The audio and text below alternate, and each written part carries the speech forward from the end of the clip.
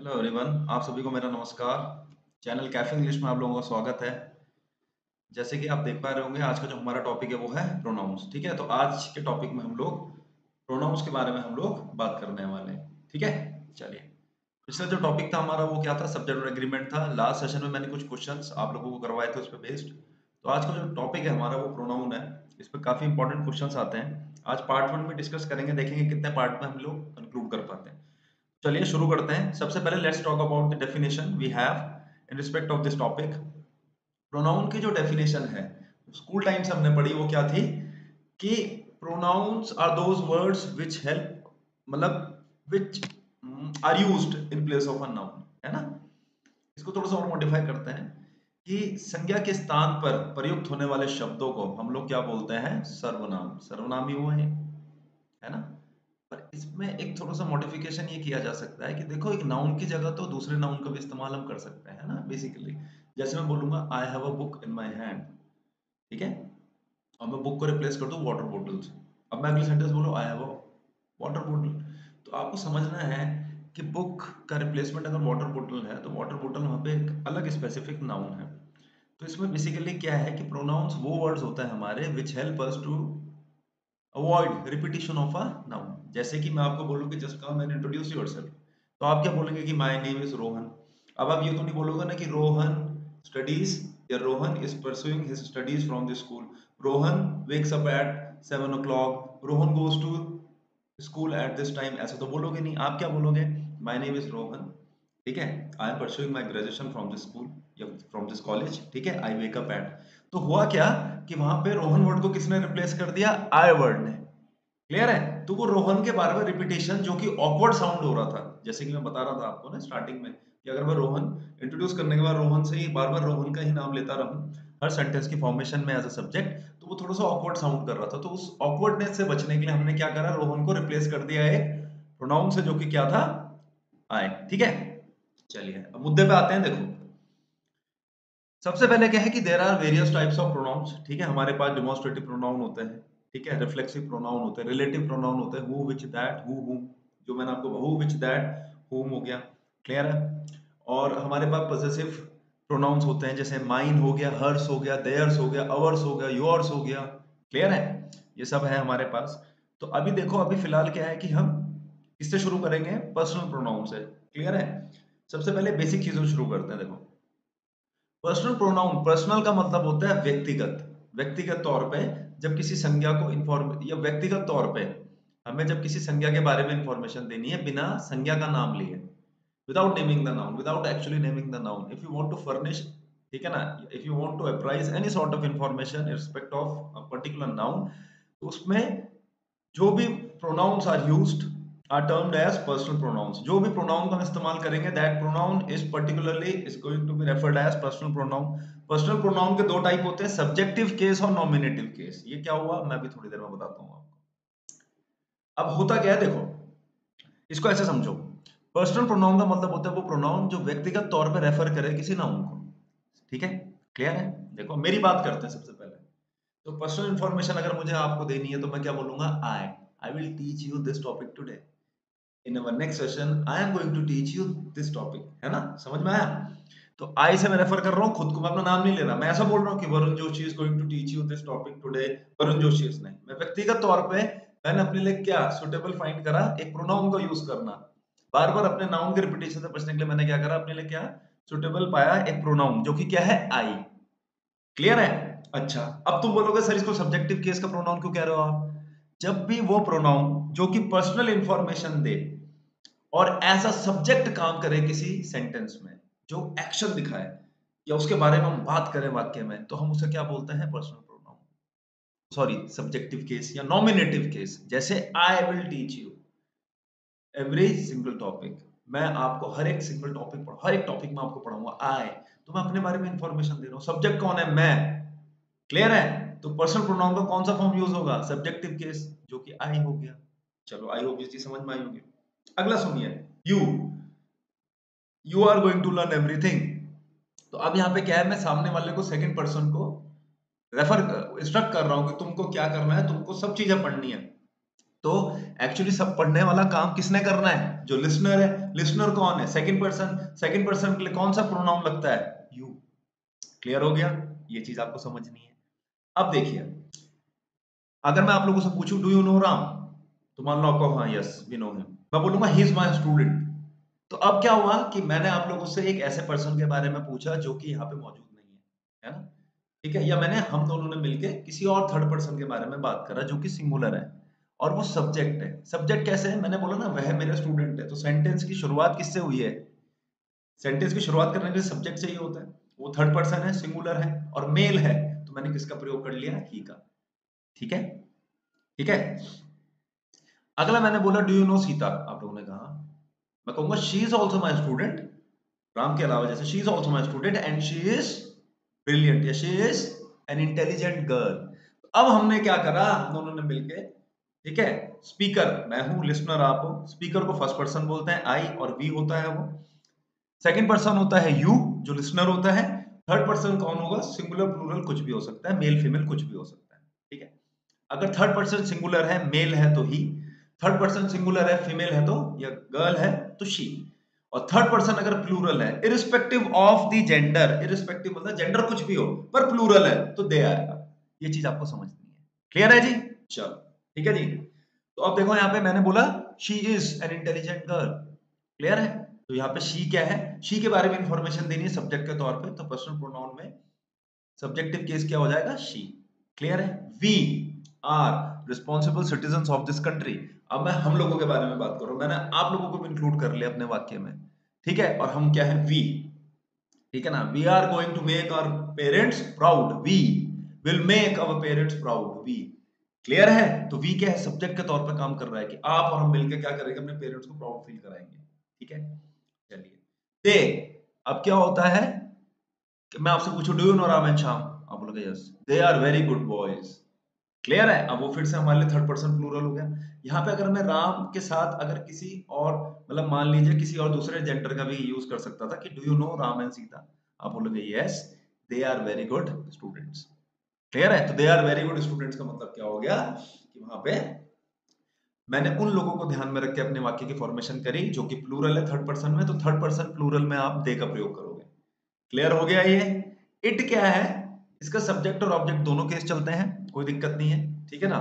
It को हम introductory subject के तौर पे भी यूज करते हैं। इट को मैं क्या करता हूँ? इंट्रोडक्टरी सब्जेक्ट के तौर पे भी यूज करता हूँ। देखो बेसिकली क्या है वो, जैसे मैं बोलूं इट इज माय ड्यूटी, ठीक है, it is my duty to teach you well. ठीक है, मेरी ड्यूटी है कि मैं आपको अच्छे से पढ़ाऊं, तो it is my duty to teach you well. तो बेसिकली क्या है, इट यहाँ पे क्या कर रहा है? बस मेरी ड्यूटी को इंट्रोड्यूस कर रहा है कि, ठीक है, इट नहीं है काम करने वाला, इट क्या है? सिर्फ इंट्रोड्यूस करा रहा है किसको? इसको। मेरी ड्यूटी है आप लोगों को अच्छा पढ़ाना, it is my duty. Clear है? तो इट क्या करता है? इंट्रोडक्टरी सब्जेक्ट के तौर पे काम करता है। इसको हम अभी टाइप 2 या टाइप 3 में मैंने इंक्लूड करा है, वहां पता चलेगा आपको। ठीक है ना? चलो आगे बढ़ते इसी बात पे। अब देखो ऑब्जेक्टिव केस क्या हुआ। देखो यार सिंपल सी बात है, एक सेंटेंस की फॉर्मेशन के लिए हमें बेसिकली तीन चीजें चाहिए होती है, एक सब्जेक्ट, एक वर्ब और ऑब्जेक्ट। क्लियर है? जब आपको पर्सनल प्रोनाउन को यूज करना है एज अ सब्जेक्ट, सब्जेक्ट मतलब जो हमारा सेंटर ऑफ अट्रैक्शन हो, जो कोई कार्य कर रहा हो वाक्य में, ठीक है ना, one who does an action, ठीक है, इन अ स्टेटमेंट या इन अ सेंटेंस, या जो क्या करेगा, जो हमारा सेंटर ऑफ अट्रैक्शन हो, ठीक है, वाक्य में। क्लियर है? तो हम लोग वहां पे क्या करते हैं, जब वो एक पर्सनल प्रोनाउन हो तो हम I you he she we they it का प्रयोग करते हैं। अब इन्हीं I you he she we they it को अगर मुझे ऑब्जेक्ट के तौर पे यूज करना है, ऑब्जेक्ट का मतलब क्या हुआ कि ये रिसीवर होंगे किसी एक्शन के, है ना? तो हम लोग क्या करते हैं फिर, देखो ऑब्जेक्टिव केस में आई को हम क्या लिखते हैं? मी। जैसे मैं बोलूं किसी को, ठीक है, अगले इसके बाद खाली स्लाइड छोड़ रखी है ना मैंने, ठीक है मैं बताऊंगा इसको। देखो इसको क्लियर करेंगे अभी, ठीक है? देखो यहाँ पे एक सिंपल सा वाक्य देखो, आई पब्लिक मी टीच यू।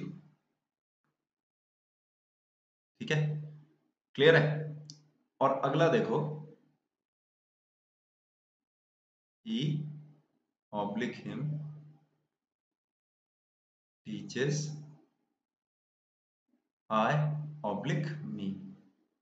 ठीक है, एक सिंपल सा वाक्य मैंने लिखा। अब आपको चीज समझनी है, देखो आई ऑब्लिक मी टीच यू, ये लिखा मैंने यहाँ पे। अब आपको समझना है, यहाँ पे टीच वर्ब है जो कि मेन वर्ब है। मेन वर्ब के लिए किसकी जरूरत है? एक ऑब्जेक्ट की। तो यू तो दोनों केसेस में सेम रहता है, सब्जेक्ट के तौर पे भी काम करता है। जैसे मैं बोलूंगा यू आर माई स्टूडेंट, ठीक है ना, ये you go to school every day. तो यहाँ पे यू क्या है? सब्जेक्ट है, जो कि रोज स्कूल जाता है। तो वहां पे यू क्या है? सब्जेक्ट है। आई टीच यू में भी क्या है कि मैं तुमको पढ़ाता हूँ, तो यू क्या है? आइदर केस में, चाहे सब्जेक्ट हो चाहे ऑब्जेक्ट हो, यू अपनी फॉर्म बदलता नहीं है, जैसे कि आई बदलता है अपनी फॉर्म। अब मैं यहाँ पे एक्शन करने वाला हूँ, ऑब्वियस ही बात है, तो क्या हो जाएगा आंसर? आई, क्योंकि यहाँ पे हम सब्जेक्टिव केस का प्रोनाउन यूज करेंगे। अब यहाँ देखो, ही ऑब्लिक हिम टीचर्स आई ऑब्लिक मी। तो आपको समझना है कि टीचर्स यहाँ पे क्या है? मेन वर्ब है। इस मेन वर्ब के लिए हमें क्या चाहिए? सब्जेक्ट चाहिए। तो क्या हो जाएगा? ही। हिम तो हो नहीं सकता। अब इस एक्शन का रिसीवर कौन होगा? आई या मी? अब आपने कहा ही टीचर्स, इस एक्शन को रिसीव करने वाला एक ऑब्जेक्ट होगा। तो जब ऑब्जेक्ट होगा तो ऑब्जेक्टिव केस का पर्सनल प्रोनाउन लगाएंगे, तो क्या आ जाएगा? मी। क्लियर है? ये चीज आपको समझनी है, ठीक है। अब एक एग्जांपल और देखो, एक मिनट है, देखो।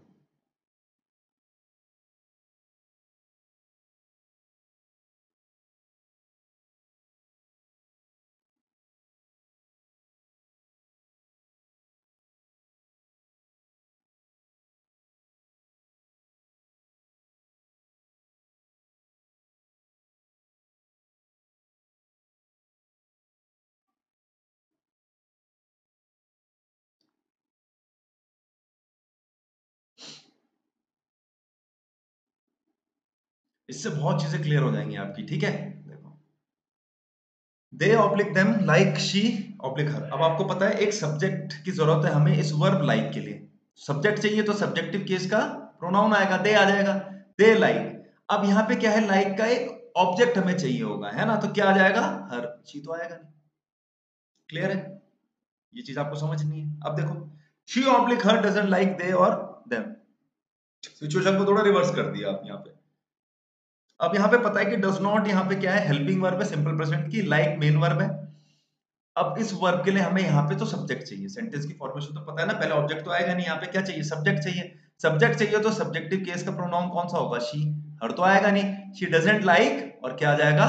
देम। क्यों? क्योंकि इसके बाद हमें ऑब्जेक्ट चाहिए, और अगर ऑब्जेक्ट चाहिए तो हमें प्रोनाउन भी कौन सा चाहिए? ऑब्जेक्टिव केस का। बस ये चीज मैं आप लोगों को समझाना चाह रहा था। क्लियर है?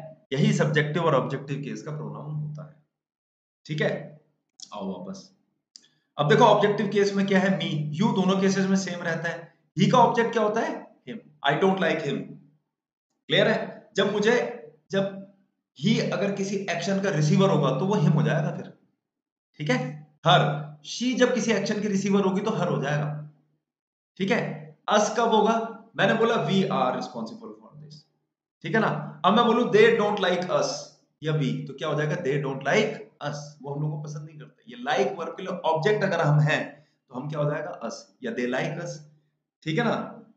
ठीक है। जब मैं बोलूंगा दे have called us for a meeting, उन लोगों ने हमको बुलाया, तो दे यहाँ पे सब्जेक्टिव केस का प्रोनाउन हो गया, प्लूरल है। They have called. Have present perfect की वर्ब है, ठीक है। कॉल्ड यहाँ पे क्या है? मेन वर्ब है। They have called who? Us. हम लोगों को बुलाया, अस। क्लियर है? तो हम यहाँ पे क्या हो गया? ऑब्जेक्ट हो गए कॉल्ड वर्ब के, तो अस आ जाएगा, प्लूरल है, ठीक है ना। I don't like them, clear है, ऑब्जेक्टिव केस। और it, I don't like it, clear है। किसी ऑब्जेक्ट के बारे में हम बात करेंगे तो इट का हम प्रयोग कर सकते हैं, I don't like it. Clear है? या कोई एक्टिविटी है, जैसे कोई मुझे कुछ पसंद नहीं, आई डोंट लाइक इट। जैसे किसी ने स्विमिंग इज माय हॉबी, मैं कहूँ आई डोंट लाइक इट, या आई डोंट लाइक स्विमिंग, दोनों सही है। क्लियर है? चलो, आई होप ये चीज आप लोगों को समझ में आई होगी, ठीक है। आगे बढ़ते हैं इसी बात पे। देखो क्या लिखा है? Possessive pronoun. पजेसिव प्रोनाउन क्या होगा? अब अधिकार की भी तो बात करनी है। मैं और मेरा देश, मेरा देश, माय कंट्री, यह देश मेरा है ना। तो पजेसिव प्रोनाउन का मतलब ऐसे प्रोनाउन जो क्या करेंगे? अधिकार दिखाएंगे किसी नाउन पे। क्लियर है? तो पजेसिव प्रोनाउन में क्या होता है? देखो मैं इसका इस्तेमाल अभी बताऊंगा आपको कैसे करना है। देखो कहाँ यूज करते हैं इसे, इधर ही क्लियर कर देंगे, इस पे सवाल आते हैं कुछ, ठीक है जी। देखो क्या क्या है? Mine, yours, his. हिज दोनों केसेस में सेम रहता है, ठीक है, अभी बताऊंगा किसमें। Hers ours and theirs. ठीक है, इसको अभी जो ब्लैंक स्लाइड मैंने बनाई है, यहाँ पे अगर समझाता तो खिचड़ पिचड़ होता थोड़ा सा, ब्लैंक स्लाइड में आप लोगों को समझाऊंगा मैं ठीक से। अगले में मैंने क्या लिखा है, डिटर्मिनर्स। डिटर्मिनर मैंने क्या करा, देखो डिटर्मिनर्स जो होते हैं वो डिफरेंट, मतलब नाउन को डिफाइन करने वाले बहुत चीज होती है। जैसे आर्टिकल होता है ए एन और द, किसी नाउन से पहले आर्टिकल दा का प्रयोग कर रहे हो तो उसको निश्चित करेगा। ए और एन क्या है, काउंटिंग का सेंस देगा, एक का सेंस है ना, ए और एन का इस्तेमाल करते हैं हम लोग, क्लियर है। उसके अलावा दिस दैट दीज दोस हो गए डिटर्मिनर। दिस दैट दीज दोस क्या करते हैं, डिमोन्स्ट्रेट करते हैं, क्लियर है, नाउन को थोड़ा सा, ठीक है ना, मतलब स्पेसिफाई करते हैं एक तरीके से देखा जाए तो, जैसे, ठीक है ना। तो दिस दैट दीज दोस हो गया। फिर डिटर्मिनर्स क्या हो गया, जैसे आधिकारिक तौर पे अगर हम बता रहे हैं तो क्या हो जाएगा हमारा, my, your, our, his, our, their, ये सब हो जाएगा, क्लियर है, ठीक है ना। तो देखो, अब देखो यहाँ पे क्या है, ये डिटर्मिनेंट्स है, my, my country, your country, his country, her country, our country, their country, its, clear है। तो ये डिटर्मिनेंट्स हैं, my, your, his, her, their, our, your, its, और ये पॉसेसिव प्रोनाउन है, mine, yours, his, ours, theirs. अब तुम बोलोगे फर्क क्या है, फिर आपको एक चीज समझनी है, जैसे माय है, ये डिटर्मिनर माई के लिए पॉसेसिव प्रोनाउन क्या है, माइन, योर के लिए क्या है, योर्स, हिज के लिए दोनों केसेस में सेम है, हिज, हर के लिए क्या है, हर्स, अवर के लिए अवर्स, देयर के लिए देयर्स, ठीक है। और पॉसेसिव प्रोनाउन इट्स का नहीं होता, क्लियर है, ये डिटर्मिनर के तौर पर यूज करेगा। डिफरेंस क्या होगा फिर पॉसेसिव प्रोनाउन डिटर्मिनर्स में, कि डिटर्मिनर्स के बाद नाउन का आना क्या है, कंपलसरी, ठीक है। डिटर्मिनर्स के बाद नाउन का आना क्या है, कंपलसरी है। माय कंट्री, माय, मेरा महान है, क्या भाई बताना तो पड़ेगा, तुम्हारे आगे हैं, भाई बताना पड़ेगा ना, ठीक है। तो डिटर्मिनर्स के साथ नाउन का इस्तेमाल जरूरी होता है, जैसे मैंने डिमोन्स्ट्रेटिव प्रोनाउन के केस में बताया, तो दिस दैट दीस दोस के बाद नाउन लगाना जरूरी है, क्लियर है, ये चीज समझ नहीं आपको। चलो अब देखो, अब यहाँ पे क्या है, इनके बाद, अब नाउन के बाद हम कभी यूज करते हैं, जब हम पर्सनल प्रोनाउन यूज करते हैं तो उसके बाद नाउन लगाएंगे हम लोग, नहीं लगाते। लगा सकते हो, आय वरुण जोशी बोल सकते हो, पर कोई दिक्कत नहीं है, आय से भी क्लियर हो रही है चीजें, ठीक है ना, क्लियर है। तो यहाँ पे क्या है कि इनके बाद नाउन का प्रयोग नहीं करते हैं, माइन, योर्स, इसमें, ठीक है। हिज को छोड़ देना, देखो क्योंकि हिज पॉसेसिव प्रोनाउन में भी हिज है और डिटर्मिनेंट्स में भी हिज है, इसको अपवाद मान के आप लीव कर देना एक तरफ, क्लियर है। अब बात आती है कि कहाँ पे माई का प्रयोग करें, कहाँ माइन का, मैं आपको आसान भाषा में समझाऊंगा, आओ इधर, ठीक है। देखो, my oblique mine country is great, ठीक है। एक एग्जांपल, तो मैं पेन वेन ज्यादा चेंज करता नहीं हूँ भाई, ठीक है, इसी में काम चलाएं बस, चीजें आप लोगों तक पहुंचाना ज्यादा जरूरी है, कि राइटिंग थोड़ी ठीक ठाक सी हो, बाकी मैं बोलता तो रहता ही हूँ ना, तो आप सुन के भी काम चला सकते हो, ठीक है।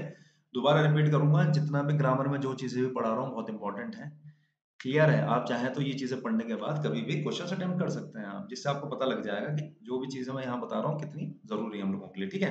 देखो, अगला देखो, my oblique mine is a great country, ठीक है, ठीक है।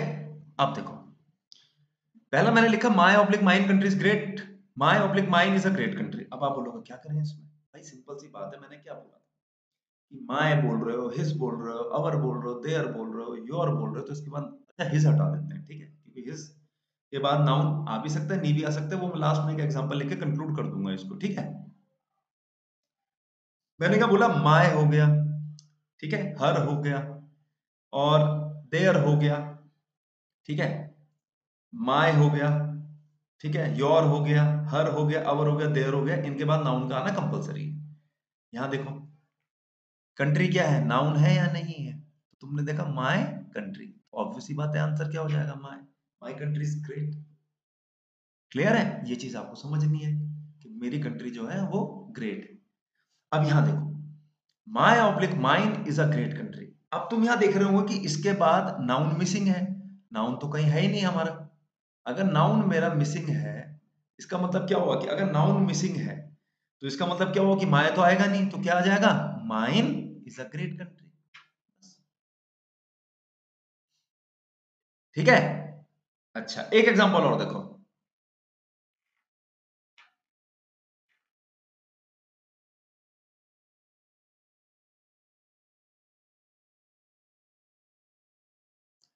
दिस इज, ठीक है,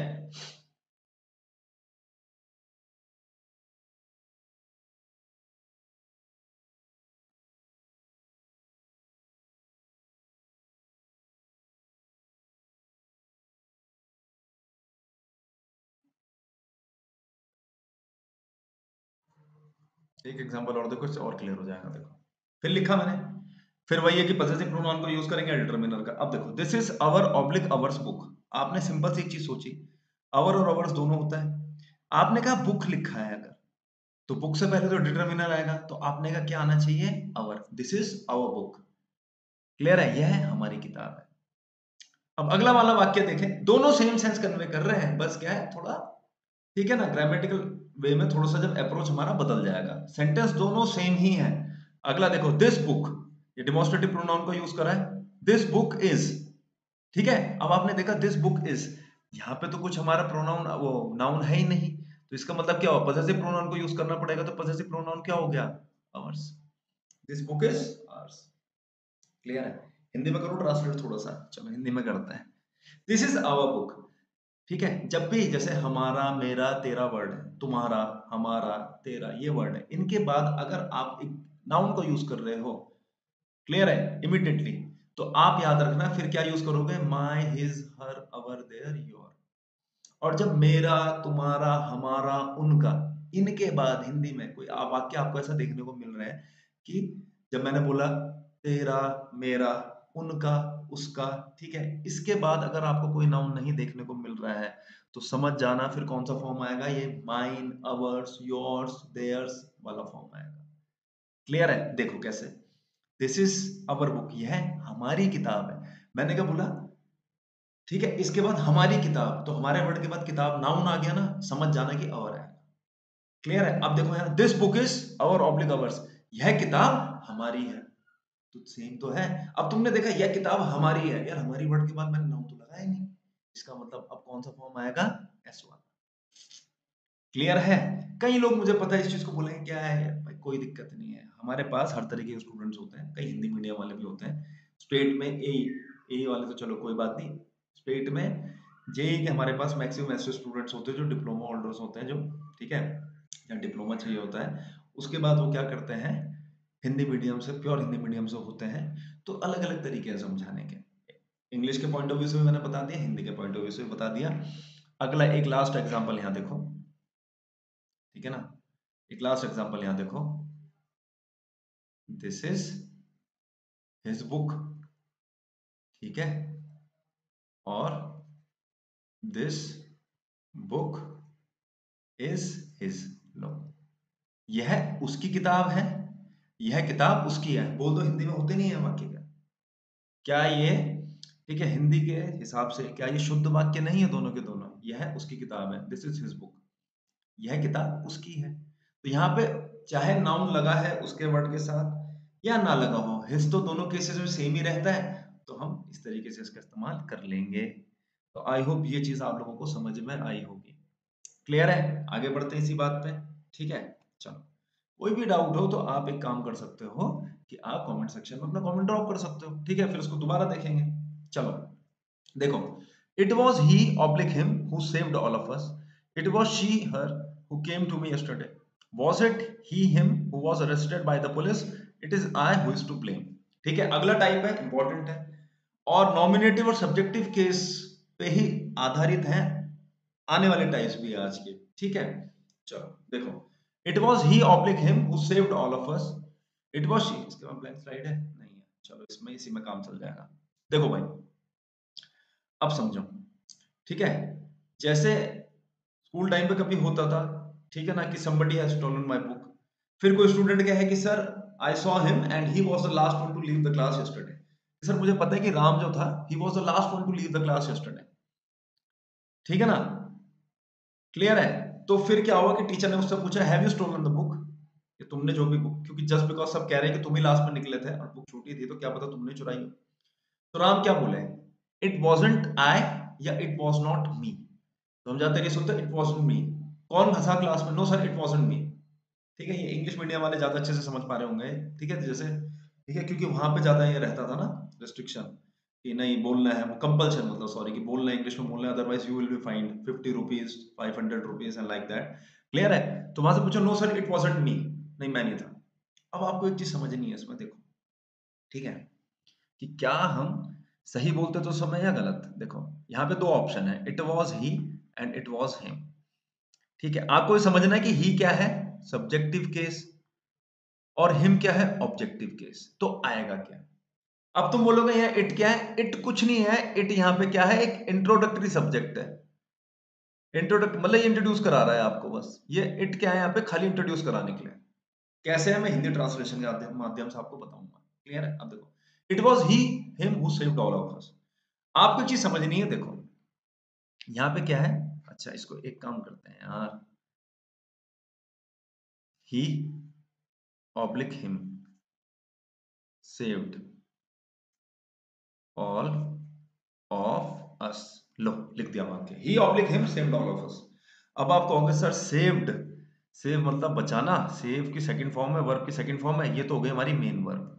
आप कहोगे मेन वर्ब है, ऑल ऑफ अस, उसने हम लोगों को बचाया। बचाने का एक्शन हम लोगों पे हो रखा है, मतलब मैं रिसीव करा, बचाने का एक्शन मैंने रिसीव करा, तो इसका मतलब मैं ऑब्जेक्ट हो, हम लोगों ने रिसीव करा, हम ऑब्जेक्ट हो गए, तो ये तो ऑब्जेक्ट हो गया। ठीक है, अब आप कहोगे सर सेंटेंस की फॉर्मेशन में आपने कहा था सब्जेक्ट चाहिए होता है। आपने कहा सब्जेक्ट, थोड़ी देर पहले तो आपने बताया था कि जब किसी पर्सनल प्रोनाउन को सब्जेक्ट के तौर पर यूज करना है तो सब्जेक्टिव केस आएगा, तो सर आंसर हो जाएगा he saved all of us. Obvious सी बात है, सब एग्री कर रहे होंगे, है ना? चलो इधर आओ। अब मुझे एक चीज बताओ, हम लोग बोलते हैं इट वॉजंट मी, जैसे राम के बुक चुराने वाले एपिसोड के लिए मैंने कहा था। अब आप एक चीज बताओ मुझे, अगर मैं यहाँ लिख दूं इट वॉज हिम, हम बोलते हैं it was him, it was her, it was them, हम बोलते हैं, आज तक ये सुनते हुए आए हैं। इस इट ने ऐसा क्या कर दिया कि आप ही को यहाँ पे हिम लिखने लग गए, या इस इट ने ऐसा क्या कर दिया कि मैं आई को मी बोलने लग गया? हमें एक चीज समझनी है कि वाक्य सेम है ये दोनों, बिल्कुल एकदम। ये इट क्या कर रहा है, बस इंट्रोड्यूस कर रहा है किसको, ही को। और क्या कर रहा है भाई, सेव का जो ये एक्शन करने वाला है, यहाँ पे भी भले इट लगा दो, एक्शन करने वाला तो ही होगा ना। हु सेव्ड, मैंने क्या बताया था, ये क्या होता है, रिलेटिव प्रोनाउन। रिलेटिव प्रोनाउन यहाँ पे वर्ब है, इस सेव्ड वर्ब के लिए हिम आना चाहिए, ही आना चाहिए। तो क्या आएगा, it was he who saved all of us. अब अनुवाद, जिसमें मैं बहुत फोकस डालता हूँ, जहां जहां मुझे लगता है कि हम हिंदी को ले जा सकते हैं ट्रांसलेशन में, वहां तक ले जाएंगे। ही सेव्ड ऑल ऑफ अस, ठीक है, उसने हम लोगों को बचाया, सबको। ठीक है, ठीक है। अब यहाँ पे इट वॉज ही में क्या हुआ, वह, ठीक है, वो था जिसने हम लोगों को बचाया। तो बचाने वाला तो यही था, ये इट क्या कर रहा है, बस इसको इंट्रोड्यूस करा रहा है, बस ही को। कौन था वो जिसने तुम्हें बचाया, वो ना, ये था जिसने हमें बचाया। समझ में आ रहा? तो बचाने वाला तो ही होगा, हिम थोड़ी ना हो जाएगा, इट तो खाली इंट्रोड्यूस कर रहा है, उसने बचाया सर हमें। ठीक है भाई, डायरेक्ट इन्फॉर्मेशन कन्वे होगी। टीचर आया, कौन था यार जिसने तुम्हें बचाया? सर हमको बचाने वो था जिसने हम लोगों को बचाया। समझ में आया? तो ये सिर्फ इट इंट्रोड्यूस कर रहा है, नथिंग एल्स। तो इस चीज में कंफ्यूज मत हो जाना। क्लियर है? अगला देखो, it was she oblique her who came to me yesterday. Clear है? यहाँ पे क्या है, केम। टू क्या है, हमारा प्रेपोजिशन है, उसके बाद हमने ऑब्जेक्ट लगा दिया। आने का एक्शन किसने करा होगा, शी ने या हर ने? आप बोलोगे सर कैसी बात कर रहे हो, आने का एक्शन तो एक सब्जेक्ट कर पाएगा, सब्जेक्ट कर पाएगा तो क्या होना चाहिए, शी होना चाहिए, हर तो होगा ही नहीं किसी भी हालत में। दूसरी बात, इस वाक्य को सिंपल करके लिखूं, लो, she who came to yesterday, she came to me yesterday, लो बन गया वाक्य। और हम बोलते रहते थे it was her, it wasn't me. Clear है? तो ये चीज आपको समझनी है। ठीक है, तो it was she who came to me yesterday, she came to me yesterday, वह आई थी मेरे पास। कौन था वो जो कल तुम्हारे पास है, कौन आया था तुम्हारे पास, वो आई थी sir, she came to me. कौन था वो जो तुम्हारे पास है, वो तो सर ये थी जो मेरे पास आई थी कल। समझ में आ रहा है? तो ये वो, तो ये थी, तो ये वो क्या है, सिर्फ एक इंट्रोड्यूस कर रहा है, आने वाली तो वही थी, तो ये इट वो काम कर रहा है। आई होप हिंदी के माध्यम से आप थोड़ा सा समझो। कोशिश करते हैं जहां जहां तक ले जा सकते हैं हिंदी का ट्रांसलेशन को हम लेके चलेंगे। अगला देखो, was it he oblique him who was arrested by the police. Was it him, कैसे भाई, हु वॉज अरेस्टेड, पुलिस ने किसी को अरेस्ट करा, एक्शन करने वाला, ये पैसिव वॉइस है। पैसिव वॉइस कैसे पता चल रहा है, बाय, क्या यह वो था जिसको पुलिस के द्वारा अरेस्ट किया गया, द्वारा, बाय द पुलिस, है ना? ठीक है, तो ये पैसिव वॉइस का वाक्य, क्लियर है? तो was it he oblique him who was arrested by the police? तो who was arrested by the police? I was arrested by the police, मुझे अरेस्ट किया गया था, या me was arrested. Passive voice का वाक्य, तो सब्जेक्ट हमारा ऑब्जेक्ट में आ गया। अब ऑब्जेक्ट को सब्जेक्ट बनाना है, मैंने बताया था ना कि एक्टिव पैसिव में क्या होता है, सब्जेक्ट और ऑब्जेक्ट काम नहीं करते सब्जेक्ट ऑब्जेक्ट का, बस एक दूसरे की जगह बदल लेते हैं। तो हमारा जो पुलिस था, ये बाय द पुलिस ने अरेस्ट करा, पर ये पैसिव वॉइस का वाक्य, इसका मतलब अब जो ऑब्जेक्ट होना था वो अब क्या बन गया, आपका सब्जेक्ट। सब्जेक्ट बन गया तो क्या होना चाहिए, was it he who was arrested by the police?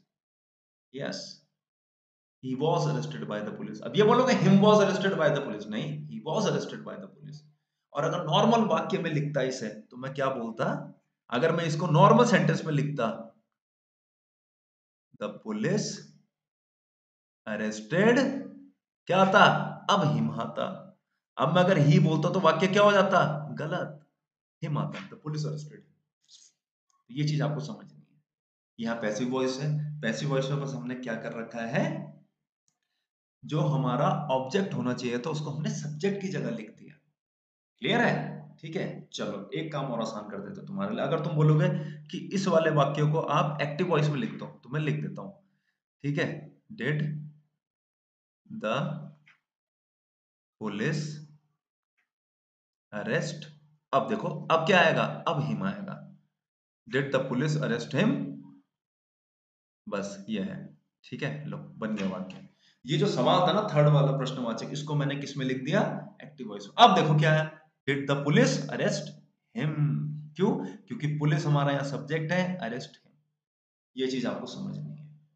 Clear है जी? दिखने में चीजें आसान होती हैं, पर थोड़ा सा क्या है, टेक्निकलिटी, कॉम्प्लेक्सिटी तो इन्वॉल्व है इसमें। ठीक है जी, चलो अगला देखो, it is I who is to blame. ठीक है, पिछली वाली क्लास में तुम लोगों को क्या बताया था, रिलेटिव प्रोनाउन। क्लियर है, बताया था ना, relative pronoun who which that, ये सब बताया था। क्लियर है? जो भी लेक्चर देखते हैं, अगर ये देखें डिड द पुलिस, ये कट जो है इसको समझ जाना, पेन थोड़ा सा कॉम्प्लिकेटेड है, तो बीच में कई बार क्या होता है, बीच में इसमें बटन है जहाँ पे हम लिखते हैं ना, बहुत ही, ठीक है, लास्ट जो टिप होती है ना उसके पास, तो ये लाइन कटी हुई नहीं है, ये सही है। ठीक है, बस अगर मैं सोच रहा हूँ इसमें पूरा रब करूंगा वो तो टाइम ही वेस्ट होना है, इसलिए भावनाओं को समझते हुए ये चीजें आप नोट कर लेना। लास्ट देखो इसमें, it is I who is to blame. Clear है? अब आपको ये समझ, it is I who is to blame, एक फ्लो में तो सही लग रहा है, और आपको ये समझनी है, आई के साथ हम कौन सी हेल्पिंग वर्ब का यूज करते हैं। हम ये तो बोलते नहीं आई इज वॉकिंग, मैं बोलता हूँ आई एम वॉकिंग। दूसरी बात, यहाँ पे देखो it is I who is to blame, who यहाँ पे क्या है, रिलेटिव प्रोनाउन है। रिलेटिव प्रोनाउन के बाद की जो जानकारी है वो किस किस पे निर्भर करती है, एंटीसीडेंट पे। मैंने बताया था एंटीसीडेंट क्या होता है, एंटीसीडेंट होता है वो भी नाउन और प्रोनाउन विच अपीयर्स या which comes before relative pronoun. Relative pronoun से पहले जो भी नाउन या प्रोनाउन हम यूज करते हैं उसे हम एंटीसीडेंट बोलते हैं। अगर यहाँ पे ये आई एंटीसीडेंट है, तो वर्ब इसके हिसाब से आनी चाहिए, आनी चाहिए या नहीं आनी चाहिए, तो इसकी जगह क्या आएगा, एम। ये लो, it is I who am to blame. अब ये मत बोलना सर बोलने में खराब लग रहा, सिर्फ बोलने के खराब के चक्कर में अगर इसमें आंसर आप इज रखोगे ना, तो जब रिजल्ट में नंबर कटेंगे अलोंग विद नेगेटिव मार्किंग, तो फिर ज्यादा बुरा लगेगा। इससे बढ़िया यही है कि थोड़ा कॉमन सेंस लगाए। ठीक है ना? अगर ही होता तो क्या आता, इट इज हिम, नहीं इट इज ही। क्लियर है? मैं कह रहा हूं इट सिर्फ इंट्रोडक्टरी सब्जेक्ट है, इट के पास ऐसी कोई शक्ति नहीं है कि वो ही को हिम कर दे। क्लियर है? ये चीज समझनी है। चलो यार, एक जब पढ़ ही रहे हैं ढंग से, तो एक एग्जांपल यहीं साइड में और हो जाए। ठीक है, कहाँ गया, देखो, हु ब्रोक दिस विंडो। ठीक है, अभी ठीक है, देखो थोड़ा नंबर ऑफ व्यूवर्स अपने पास ठीक ठाक है, रीजनेबल, में बहुत कम तो नहीं बोलूंगा, बट आपको एक चीज समझनी है कि ये जो भी नोट्स हैं आपके, ये प्रॉपर नोट्स हैं, कंप्लीट नोट्स हैं। ऐसा नहीं चल रहा है कि दो टाइप पढ़ा दिया और उसके बाद हाँ हमारी ऐप डाउनलोड कर लेना, दो नोट्स वहां मिलेंगे, दो टाइप वहां मिलेंगे, सारा है ये ग्रामर का पूरा पोर्शन। क्लियर है? आप पढ़ के देख सकते हैं, क्वेश्चन अटेम्प्ट कर सकते हैं, बिल्कुल बिंदास एकदम। ठीक है, चलो देखो, हु ब्रोक दिस विंडो, दो ऑप्शन है आपके पास, इट वॉज नॉट या वॉजंट आई, या इट वॉज नॉट मी। ठीक है, अब हो सकता है कि ये सुनने के बाद कई लोग ना, देखो बहुत लोग ऐसे होते हैं कि ग्रामर वगैरह के जो रूल्स जो कॉन्सेप्ट्स हम पढ़ते हैं उसको they keep it aside, they keep it aside, और वो खुद का सेंस लगाते हैं। मुझे पता है, ठीक है ना, भविष्य में कई लोग ऐसे मिलेंगे, हाँ सर हम खुद सेंस लगाते हैं, who broke this window, it wasn't me. Me बोलते हैं सर, मी। कई लोग बोलेंगे, कई लोग क्या होंगे, कंफ्यूज होंगे, यार इट वाजंट मी, क्या वाकई में सेंटेंस ठीक होना चाहिए नहीं होना चाहिए, कि अगर सर ने ऐसा लिखवाया है, अगर इट वाजंट मी इतना सिंपल होता और एक्सेप्टेबल होता तो ये क्वेश्चन लिखने की जरूरत ही क्या थी, क्या पता आई में मार्क कर देते, देखा जाएगा। अब एक मिनट सुनो, हु ब्रोक दिस विंडो, ये खिड़की किसने तोड़ी। वहां पूछा जा रहा है कि खिड़की टूटी हुई दिखाई दी, और टीचर जो है स्टूडेंट से क्वेश्चन कर रहा है कि खिड़की तोड़ी किसने। तो खिड़की तोड़ने के लिए सब्जेक्ट चाहिए होगा या ऑब्जेक्ट चाहिए होगा। तुम कहोगे खिड़की अगर टूटी है तो खिड़की ने एक्शन रिसीव कर रहा है, तो खिड़की तो हमारी ऑब्जेक्ट हो गई। खिड़की तोड़ने का एक्शन तो कोई सब्जेक्ट करेगा, तो सब्जेक्ट अगर करेगा, तो अगर मैं कह रहा हूं वो सब्जेक्ट मैं नहीं था, तब भी तो मैं क्या बोलूंगा, आई ही तो बोलूंगा, मी कैसे बोल दूंगा। समझ में आ रहा। भले ही वो काम नहीं कर, एज अ सब्जेक्ट मैंने नहीं तोड़ी खिड़की, ठीक है, सब्जेक्ट के तौर पर पूछा जा रहा है, क्या तुम थे वो, नहीं मैं नहीं था सर, तो मैं नहीं था ना खिड़की तोड़ने वाला। क्लियर है, तब भी तो आई आएगा। ठीक है, तो उसने कहा नहीं सर अभी ये समझ में नहीं आ रहा, सेंटेंस पूरा लिख लेते हैं। It wasn't I who broke this window, ठीक है, और it wasn't me who broke. अब थोड़ा सा कंसेप्चुअल वे में चलते हैं, ठीक है, जो सुना पढ़ा ठीक है, पर जरूरी नहीं है, मैं अपनी बात भी कर रहा, ठीक है ना, कि हम लोगों ने भी जब कई चीजें पढ़ी तो समझ में आया बाद में कि यार ठीक है, हम लोगों ने थोड़ा सा अप्रोच जो था थोड़ा सा गलत था। It was not I who broke this window. अब खुद सोचो, ब्रोक वर्ब है, इसका ऑब्जेक्ट है विंडो, ये रिलेटिव प्रोनाउन है, ब्रोक के लिए सब्जेक्ट चाहिए होगा या ऑब्जेक्ट। ऑब्वियस सी बात है यार, जब ये ऑलरेडी ऑब्जेक्ट है तो सब्जेक्ट मिसिंग है ना, या तो आई तो आएगा, मी कैसे आ जाएगा फिर। खुद बोल के देख लो, it wasn't me who broke this window, गलत हो गया भाई, it wasn't I who broke this window, मैं नहीं था वो जिसने खिड़की तोड़ी, खिड़की तोड़ने के लिए मैं, तो वो मैं कौन होगा, आई या मी, ऑब्वियस सी बात है आई होगा। क्लियर है, तो ये चीज आप लोगों को समझनी है, ठीक है, कि कंपटीशन के पॉइंट ऑफ व्यू से ये चीजें जो हम पहले से पढ़ते हुए आ रहे हैं, इन चीजों को नजरअंदाज करके जो एक्चुअल में जो रियलिटी है उसको एक्सेप्ट करना है। आगे बढ़ते हैं इसी बात पे। देखो भाई, भाई सिंपल है, क्लियर है, एक चीज समझनी है आपको, ठीक है, इसमें ज्यादा टाइम नहीं लगाएंगे, कि प्रेपोजिशन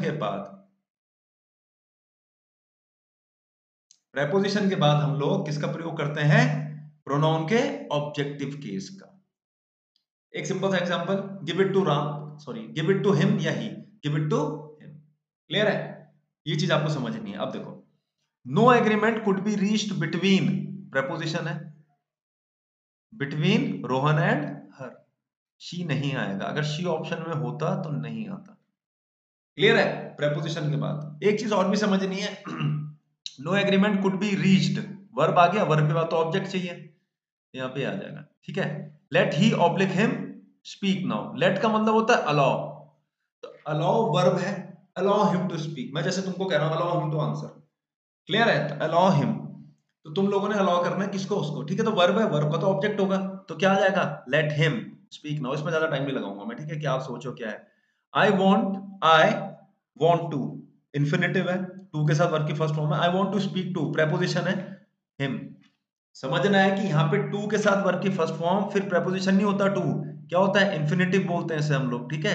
टू के साथ जब वर्ब की फर्स्ट फॉर्म देखने को मिले, तो I want to speak to him who complaint. अब ये मत बोलना सर हु से पहले कंप्लेंट, ये तो वर्ब हो गई, वर्ब से पहले तो सब्जेक्ट चाहिए होगा, पर ठीक है, यहाँ पे प्रेपोजिशन भी है, I want to speak to him, speak to him, ये बोलते हैं स्पीक टू ही, नहीं स्पीक टू हिम, जाओ उससे बात करो। तो वर्ब के बाद और प्रेपोजिशन के बाद हमें ऑब्जेक्टिव केस का, सॉरी, प्रेपोजिशन के बाद ऑब्जेक्टिव केस का प्रोनाउन यूज करना है। Everyone has submitted the fees except she oblique her, except her, preposition है, ऑब्जेक्टिव केस का प्रोनाउन इसके बाद हम यूज कर लेंगे। आई होप ये चीज आप लोगों को समझ में आई होगी, ठीक है। तो चलिए आगे बढ़ते हैं इसी बात पे अगले टाइप की ओर। ये है भैया बहुत बढ़िया टाइप, क्लियर है, ठीक है, देखो बहुत बढ़िया टाइप है, देखो,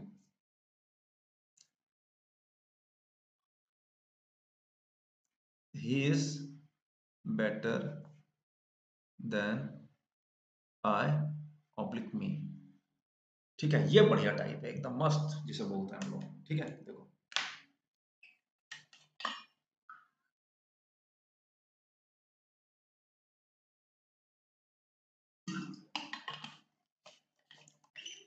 कई लोग सोच रहे होंगे he is better than I और मी, बेटर देन मी हम बोलते हैं, he is better than me. Celebrities बोलते हैं बड़े बड़े, है ना, मूवीज वगैरह वाले भी बोलते हैं। शाहरुख खान के मुंह से सुन लिया हमने, ही इज बेटर देन मी। हाँ, शाहरुख खान तो बढ़िया बोल रहे हैं। शाहरुख खान को जो पैसे मिल रहे हैं एक्चुअली मूवी करने के मिल रहे हैं, ग्रामर सिखाने के या पढ़ने के तो नहीं।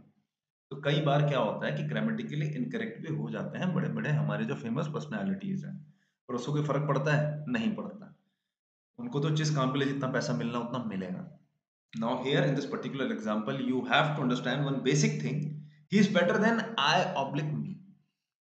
चलो इस पे बात करते हैं कि कई लोगों ने कहा कि हमने तो सुना है बचपन से, इज बेटर देन मी, तो मैं मी लगाऊंगा। चलो ठीक है भाई, कोई बात नहीं, आप लगाइए। आपको एक चीज समझनी है कि यहाँ पे बेटर जो है ये क्या है, एडजेक्टिव की कंपैरेटिव डिग्री है। ठीक है, एडजेक्टिव की कौन सी डिग्री है, कंपैरेटिव। कैसे यूज करते हैं मैं दिखा देता हूँ, एक एग्जांपल के माध्यम से समझाऊंगा, आगे वाले तो अपने आप चेप दोगे सारा। देखो, किसी से बेहतर होने के लिए दोनों का अच्छा होना सबसे पहले बहुत जरूरी है ना। भैया बेहतर कब होंगे, पहले दो लोग अच्छे हैं पर मुझे बेहतर चाहिए, पर दोनों का बेहतर होने के लिए दोनों का अच्छा होना बहुत जरूरी है ना। ही is good,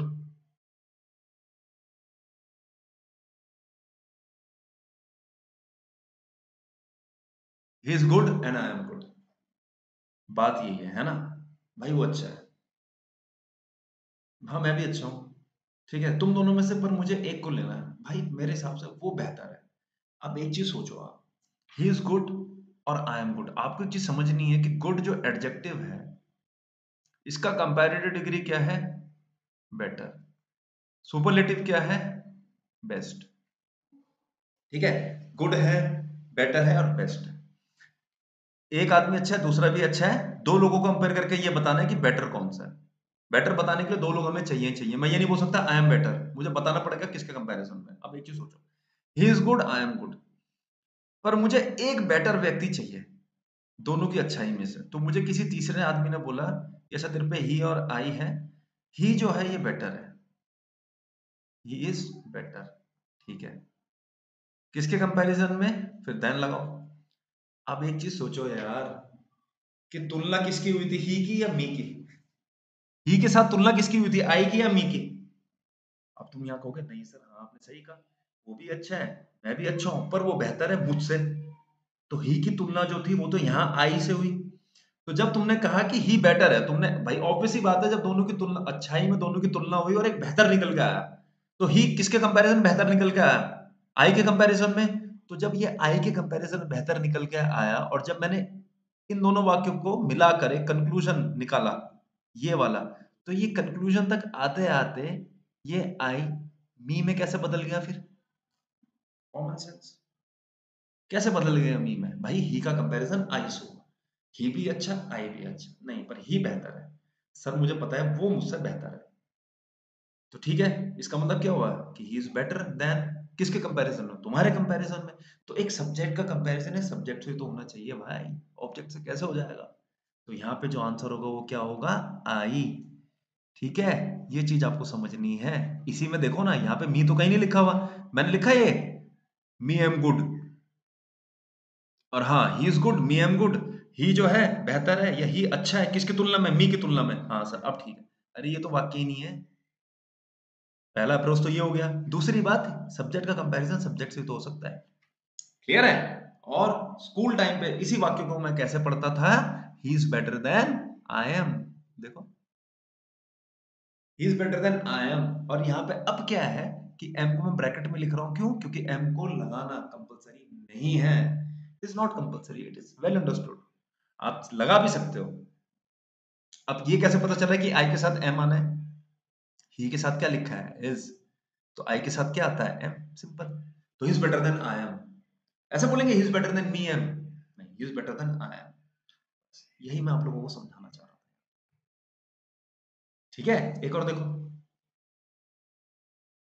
Ram is taller than they और देम। फिर तुम बोलोगे Ram is taller than them. ठीक है चलो भाई कोई बात नहीं, कंपैरिजन कर लेते हैं। इस वाक्य ये वाक्य जो है ये किसी ना किसी कंक्लूजन, इस कंक्लूजन पे पहुंचने के लिए कुछ बेसिक सेंटेंस तो रहे होंगे। वो कैसे रहे होंगे बताता हूं। Ram is tall, they are tall. Ram की अकेले की बात करी मैंने, राम मेरी क्लास का स्टूडेंट है, राम टॉल है, अच्छी बात है। सर वे लोग भी तो टॉल है, राम के अलावा मोहन, सोहन और सुमित, ये तीनों भी तो टॉल है सर। हाँ क्लास के, हाँ। पर यार मैंने ना एक चीज नोटिस करी थी कि राम की जो हाइट है ना इन तीनों से ज्यादा है। अच्छा सर, तो राम की हाइट जो है किन से ज्यादा है, इन तीनों से। यहाँ पे कहीं लिखा है देम आर टॉल, तो इससे एक कंक्लूजन निकल के आया जो कि क्या है, ये कंक्लूजन निकल के आया एक। मेरे पास जो मौजूद जानकारी तो उससे कंक्लूजन निकल के आया कि राम टॉल है, तीन लड़के क्लास के और सोहन, मोहन और सुमित, ये तीनों भी टॉल है, पर राम जो है इन तीनों से ज्यादा टॉल है। क्लियर हो गया। तो भैया जब ये कंक्लूजन आया तो ये दे यहाँ पे देम क्यों बन जा रहा, क्या हो गया ऐसा। इन दोनों वाक्यों को मिला के मुझे कंक्लूजन पता चला कि राम की जो हाइट है वो है 182 सेंटीमीटर, इनकी तीनों की जो भी तीन चार लोग हैं इनकी रेंज कर रही है 178 से 181 सेंटीमीटर, तो राम तो टॉल हो गया इन तीनों के मुकाबले। तो राम का कंपैरिजन किससे, दे से या देम से। तो जब कंक्लूजन बन के आएगा तो राम, जब फाइनल कंक्लूजन आएगा तो राम की हाइट का कंपैरिजन दे से ही तो होना चाहिए, देम कहां से आ जाएगा फ्रेम में। क्लियर है। ये चीज आपको समझनी है कि एक सब्जेक्ट का कंपैरिजन सब्जेक्ट से ही हो सकता है, और बाद में क्या हो जाएगा, Ram is taller than they are. लो लिख लो ब्रैकेट में।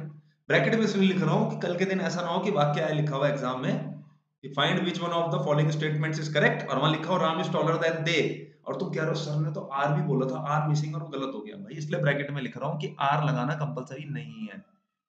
तो आई होप स्टूडेंट्स ये चीज आप लोगों को समझ में आई होगी। वापस आते हैं मुद्दे पे। आप, my brother is a better player than I, मेरा भाई मेरे से बेहतर प्लेयर है। I am, my brother is a good player, I am a good player but my brother is better than I am. ठीक है, ये चीज समझनी है। यहाँ कोई मेरे ब्रदर को कोई एक्शन थोड़ी ना हो रहा है जो मैं रिसीव कर रहा हूँ, वो उसका अपना गेम है, मेरा अपना गेम है, दोनों की गेम की तुलना हो रही है, वो अपना अलग प्लेयर है, मैं अपना अलग प्लेयर हूँ, दोनों के प्लेयर, एक प्लेयर के तौर पे कंपैरिजन हो रहा है ऐसा। उसने कोई एक्शन नहीं करा जिसको मैं रिसीव कर रहा हूँ कि आई को मैं मी बोल दूं, ये चीज समझनी है बस। She is a better answer than they are. लो देम नहीं आएगा। My nephew is a better performer than he is, him नहीं आएगा। बस ये चीज समझनी है। आई होप ये चीज आप लोगों को समझ में आई होगी। क्लियर है। अच्छा, अब लास्ट वाला एग्जांपल आता है। अभी तो कॉम्प्लीमेंट वाली सिचुएशन में बात कर रहे हैं, तो कॉम्प्लीमेंट का मतलब क्या होता है, इज एम आर के बाद जो भी नाउन है या प्रोनाउन आपका लगा है, उसके बाद अगर इज एम आर है जिसे हम लिंकिंग वर्ब बोलेंगे, उसके बाद जो भी आप इंफॉर्मेशन, नॉर्मल इंफॉर्मेशन फर्निश करोगे उसे हम कॉम्प्लीमेंट बोलते हैं। I am a teacher, teacher complement हो गया, ये समझना है। क्लियर है। राम इज स्टूडेंट, स्टूडेंट यहाँ पे कॉम्प्लीमेंट हो गया। क्लियर है, ये चीज आपको समझनी है। अब इस वाले वाक्य में आओ, ही रिस्पेक्ट्स यू, वो तुम्हारी रिस्पेक्ट करता है, as much as I oblique as much as me. अब क्या आएगा सोचो। ठीक है, he respects you as much as I oblique me. ठीक है, देखो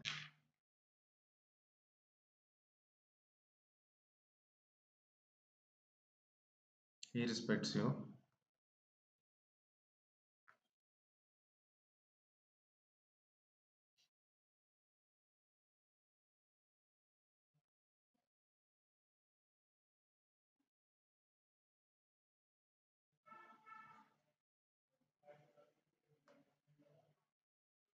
आराम से हिंदी के ट्रांसलेशन समझोगे समझ में आ जाएगा। देखो अब यहाँ पे तो कॉम्प्लीमेंट चल रहा था ना, इज एम आर, अब यहाँ पे क्या आ गया, वर्ब आ गई मेरी, ही रिस्पेक्ट्स यू। रिस्पेक्ट्स क्या है, वर्ब है, वर्ब का ऑब्जेक्ट क्या है, यू। ठीक है, वर्ब का ऑब्जेक्ट क्या होगा, यू, ही रिस्पेक्ट्स यू, वो तुम्हारी रिस्पेक्ट करता है। एज मच एज का मतलब क्या होगा, एज मच एज, उतनी ही। ठीक है, अब देखो क्या है, इसमें सबसे पहली बात यह है कि दोनों आंसर पॉसिबल है, आई भी आ जाएगा और मी भी आ जाएगा, इसलिए मैंने तीन वाक्य लिखे। अब देखो इससे तुम आराम से समझ जाओगे। सबसे पहली बात है वर्ब का ऑब्जेक्ट है यू। अगर मान लो मैं लिखता हूं एज मच एज आई, ठीक है, इसका मतलब क्या हुआ, देखो he respects you as much as I. Clear है, इसका मतलब क्या हुआ, देखो अब पहले यहां पे ही क्या है, subject number one, subject one मान लो, he respects you as much as. अगर मैं कह रहा हूं कि यहाँ पे आई आंसर है, तो समझ जाना कि आई क्या है, सब्जेक्ट नंबर 2। अब तुम बोलोगे ठीक है, ही सब्जेक्ट नंबर 1 है, आई सब्जेक्ट नंबर 2 है, तो हमारा ऑब्जेक्ट क्या हुआ फिर? ऑब्जेक्ट हमारा दोनों को कॉमन क्या हो जाएगा, you is going to be my common object. अब इन दोनों वाक्यों को देखो, ही रेस्पेक्ट्स यू, मैंने बोला आई, मान लो पहला आंसर आई है, आई भी आंसर है, I respect you, he respects you as much as I, का मतलब क्या हुआ, he respect you, he respects you, I respect you, दोनों बराबर है। जितनी इंटेंसिटी से जितनी वो तुम्हारी रिस्पेक्ट करता है उतनी मैं भी करता हूं, ये तब होगा जब आई मेरा आंसर है। क्लियर है, ये चीज बराबर हो गई। अब आई होप ये समझ में आ रहा होगा। देखो, ही रेस्पेक्ट्स यू, ठीक है, आई रेस्पेक्ट यू, और ये बराबर है, तो वो तुम्हारी जितनी रिस्पेक्ट करता है, ठीक है, he respects you as much as I, वो तुम्हारी इतनी रिस्पेक्ट करता है जितनी की मैं। तो आई और ही का कॉमन टारगेट क्या हो गया यहाँ पे, अब यू। क्लियर हो गया? अच्छा, अब देखो, ही रिस्पेक्ट्स मी, मैं बोल रहा हूं, और यहीं पे ही रिस्पेक्ट्स यू भी लिख देते हैं। अब आप बोलोगे सर ठीक है, मी कैसे हो सकता है आंसर, तो मैं बताता हूं कैसे हो सकता है। He respects you as much as me, अब क्या हुआ, रिस्पेक्ट वर्ब जो है इसके दो ऑब्जेक्ट हो गए, अब एक बार मी और एक यू, मतलब ही रिस्पेक्ट्स यू, ये तो कॉमन सब्जेक्ट हो गया, कॉमन वाक्य हो गया। देखो पहला वाला, ही रिस्पेक्ट्स यू, वो तुम्हारी रिस्पेक्ट करता है, कितनी, उतनी ही जितनी की वो मेरी भी रिस्पेक्ट करता है। तभी मैंने कहा दोनों आंसर हो सकते हैं। जब मैं कहूंगा आई आंसर है, तो समझ जाना आई और ही दोनों किसकी रिस्पेक्ट कर रहे हैं, यू की, जो कि बराबर है। जब मैं बोल रहा हूं मी है, तो इसका मतलब क्या हुआ, अब रिस्पेक्ट करने वाला व्यक्ति एक ही है, ही, और जितनी वो सेकंड पर्सन की रिस्पेक्ट कर रहा है उतनी वो फर्स्ट पर्सन की भी कर रहा है। He respects you as much as me, इसका मतलब क्या है कि जितनी वो तुम्हारी रिस्पेक्ट करता है उतनी ही मेरी भी करता है। तो ये हो गया मी वाला आंसर। आई वाला आंसर क्या हुआ, he respects you as much as I, इसका हिंदी में क्या तात्पर्य होगा, जितनी मैं तुम्हारी रिस्पेक्ट करता हूं उतनी ही वो भी करता है। क्लियर है, ये चीज आपको समझनी है।